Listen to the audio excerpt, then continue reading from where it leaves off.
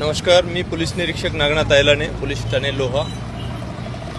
मी लोहावासियांना आवाहन करतो की मागच्या काही दिवसामध्ये बऱ्याचशा फेसबुक, व्हॉट्सॲप, इन्स्टा यावरील ज्या पोस्ट आहेत त्या आक्षेपार्ह पोस्टमुळं आम्ही बऱ्याच लोकांवर कारवाई केलेली आहे।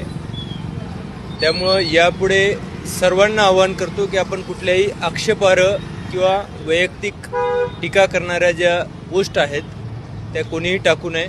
आमच्या सायबरमार्फत सर्व या पोस्टवर वॉच ठेवला जातो आणि त्या जर आक्षेपार्ह असतील तर आम्ही स्वतः त्याचा कॉग्निजन्स घेऊन कारवाई करत आहोत।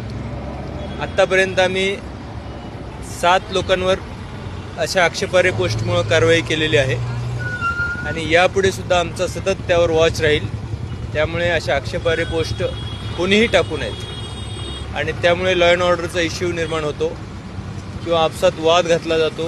तर अशा जर काही पोस्ट असतील तर त्या त्वरित आमच्या निदर्शनास आणून द्याव्यात। त्यावर प्रतिक्रिया करण्याऐवजी जर पोलिसांच्या निदर्शनास आणून दिल्या तर आम्ही त्याच्यावर कारवाई करू आणि आमचा पोलीस फोर्स जो आहे तो कुठल्याही कायदा व सुव्यवस्थेच्या याला सज्ज आहे।